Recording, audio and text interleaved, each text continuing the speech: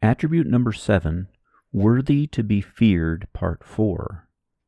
Meditation number 29, fearing loss of closeness. Psalm 2:11, serve the Lord with fear and rejoice with trembling. 2 Corinthians 6:18 through 7:1. I will be a father to you, and you will be my sons and daughters, says the Lord Almighty.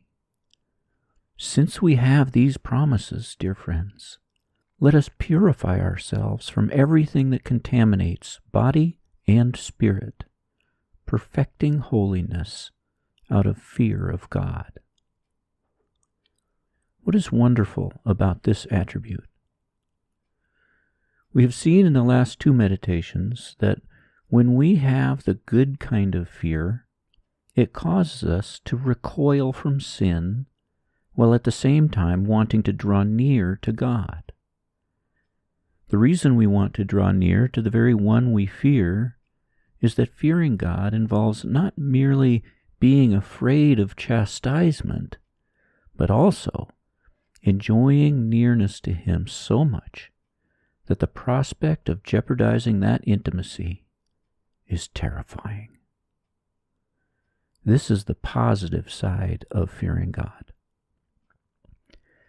If some random person off the street is angry with you, that will not hurt nearly as much as if your father or your spouse is angry with you. The more you love someone, the more painful it is to be estranged from that person. Our greatest threat, then, is whomever it is we love the most.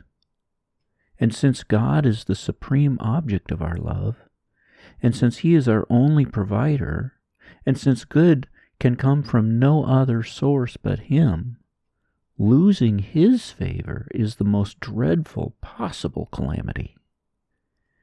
He is our everything. Nothing matters except His pleasure or displeasure. This is why Isaiah argues that we should fear God alone and not men, because of the fact that God is our only source of comfort. Isaiah 51:12, I, even I, am He who comforts you. Who are you that you fear mortal men? What effect would it have on your heart if you were to consciously experience God's worthiness to be feared today?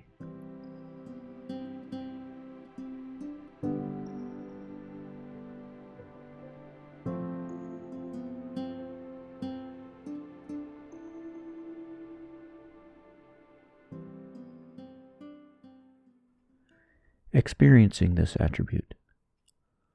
All the frightening warnings about chastisement should push us away from sin, but that by itself will not be enough to generate godly fear, the kind of fear that causes the heart to want to draw near to God. To stimulate that kind of fear, it is necessary to develop such a dependence on nearness to God that the thought of risking or jeopardizing that in any way is terrifying.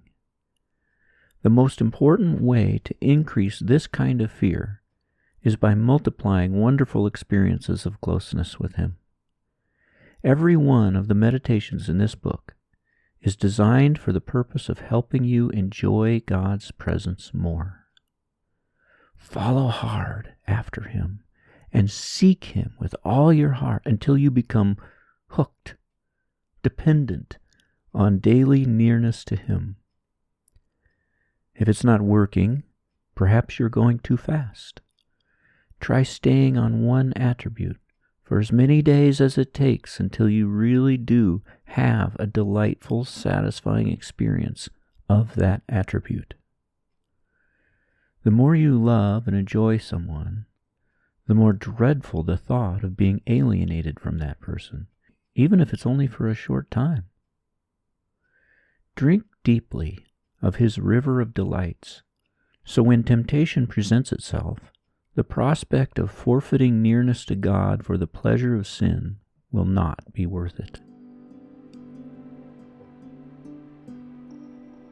O Lord, give me an intimacy with you that is so precious that the threat of losing it, even for a moment, is intolerable. Think. Consider the relationship in your life that is the most precious to you and that would be the most distressing if it went sour.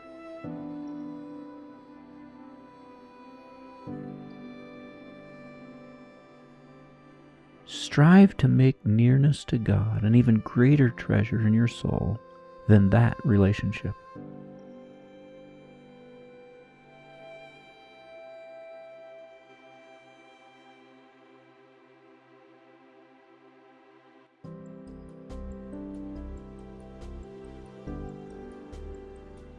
Think again.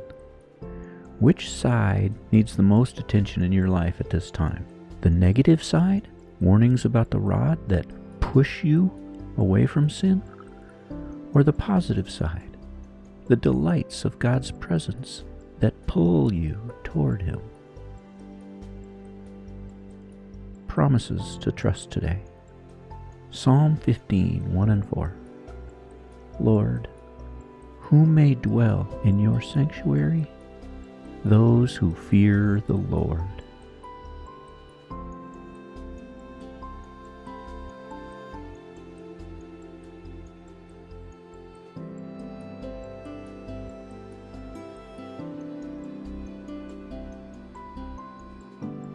Psalm 25:14. The Lord confides in those who fear Him.